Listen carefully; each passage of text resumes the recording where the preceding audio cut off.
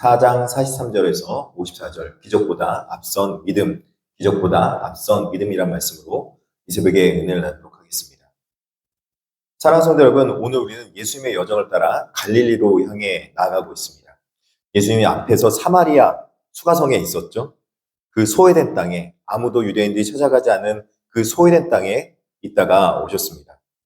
유대인들이 부정하게 여기고, 그리고 예수님 같이 유대인들이 싫어했던 그 사마리아 사람들이 사는 그곳에서 오히려 뜻밖의 큰 환대를 받으셨습니다. 그러나 정작 예수님은 고향인 갈릴리에 도착했을 때 상황이 미묘하게 바뀐 것을 볼 수 있습니다. 44절에서 예수님은 선지자가 고향에서는 높임을 받지 못한다라고 친히 말씀하십니다. 겉보기에는 갈릴리 사람들은 예수님을 환영하는 듯 보였습니다. 그들은 예루살렘 명절 때 예수께서 행하신 놀라운 일들을 보았기 때문입니다. 하지만 예수님은 그들의 환영을 진정한 영적으로 보지 않으셨습니다. 그들의 관심이 무엇이었을까 보면은 예수님 자신이 아니라 예수님이 보여줄 신기한 표적에만 관심이 있었기 때문입니다. 우리가 신앙생활하면서 가장 경계해야 될 부분이 바로 이러한 부분이 아닐까 싶습니다.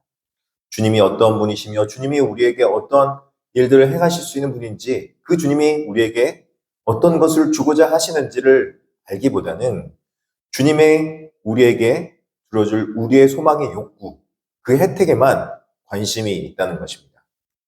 그것은 나를 위한 열심일 뿐 주님과는 전혀 상관없는 수고가 되고 마는 것입니다. 오늘 본문 속의 왕의 신하의 이야기를 통해서 주님이 원하시는 참된 믿음이 무엇인지 함께 나누고자 합니다. 첫 번째로 표적을 구하는 믿음에서 말씀을 믿는 믿음으로 나아가는 것을 볼 수 있습니다. 예수님께서 다시 갈릴리 가나에 이르셨을 때 왕의 신하 한 사람이 찾아옵니다. 그의 아들이 가버나움에서 병들어 거의 죽게 되었기 때문에 왕의 신하라는 높은 지위에 있었지만 죽어가는 아들 앞에서는 그는 다급한 한 명의 아버지일 뿐이었습니다.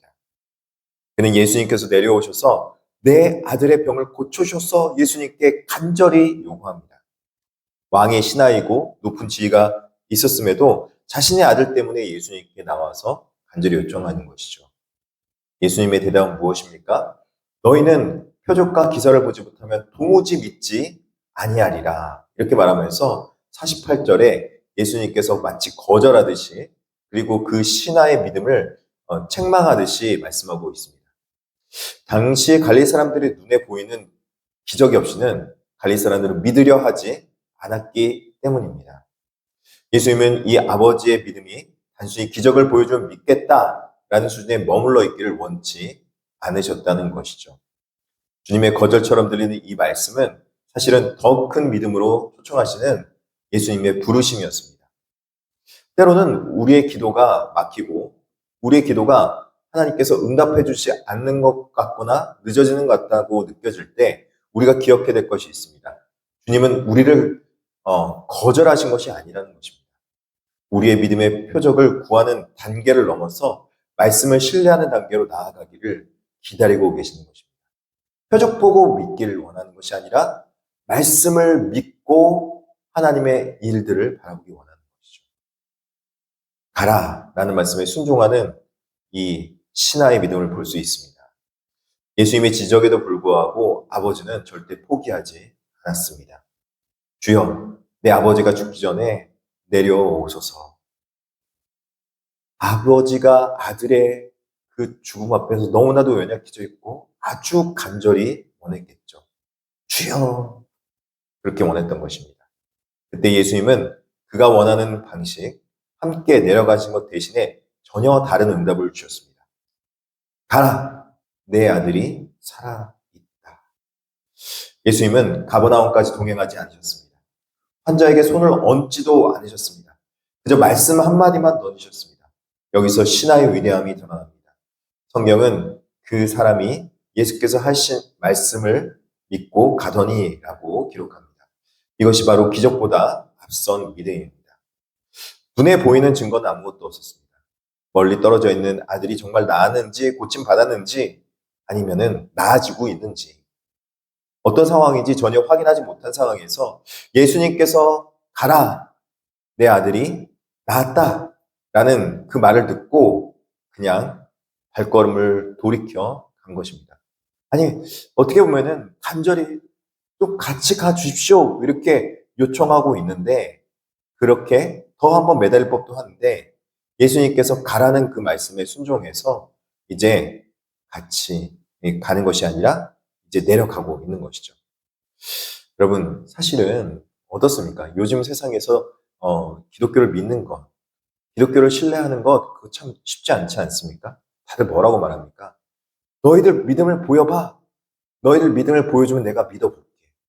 너희들이 기도해서 응답받고 너희들 잘 되고 그런 것을 한번 보여봐. 이렇게 말할지 모르겠어요. 그러나 주님은 뭐라고 하는지 아십니까? 주님은 말씀을 듣고 그 말씀을 믿으면 보리라. 이렇게 말합니다. 먼저 믿어라.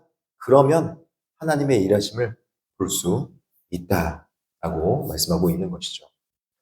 표적을 보여줘야 믿는 것이 아니라 말씀에 순종하여 발걸음을 뗄 때 그때 기적이 일어난다고 말씀하고 있는 것입니다. 말씀이 성취되는 시간입니다. 신하가 말씀을 믿고 내려가는 길에 종들이 마중을 나옵니다. 그리고 아이가 살아있다는 기쁜 소식을 전합니다. 아버지가 낫기 시작한 때를 묻습니다. 어제 7시에 열기가 떨어졌나이다. 이렇게 말을 합니다. 그 시간은 정확히 예수님께서 내 아들이 살아있다 라고 말씀하신 바로 그 시간, 그 순간이었다는 것입니다. 공간을 초월하여 역사하시는 말씀의 능력이 입증된 것입니다. 어떻게 해요?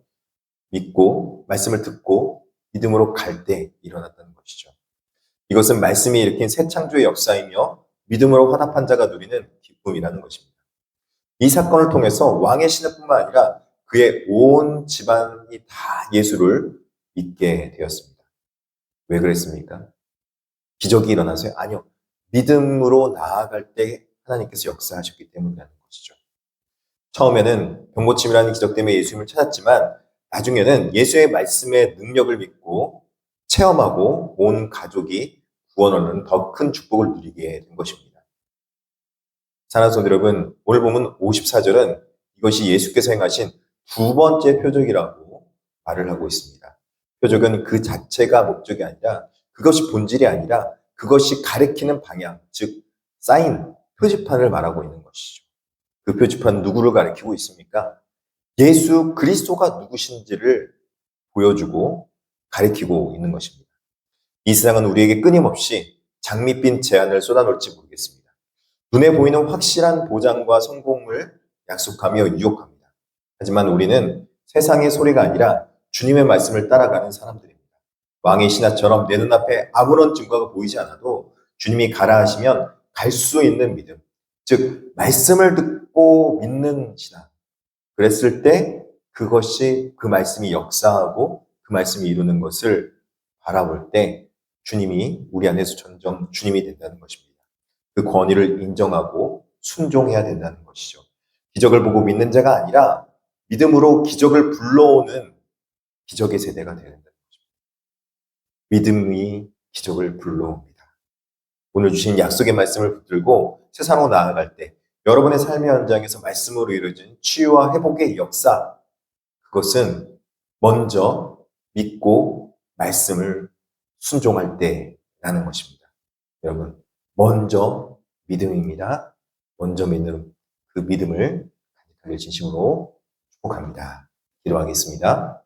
자비하시고 은혜로우신 하나님 아버지, 우리의 신앙이 하나님 앞에서 그리고 성도들 앞에서 먼저 말씀을 믿고 신뢰하는 믿음이 되게 하여 주시옵소서.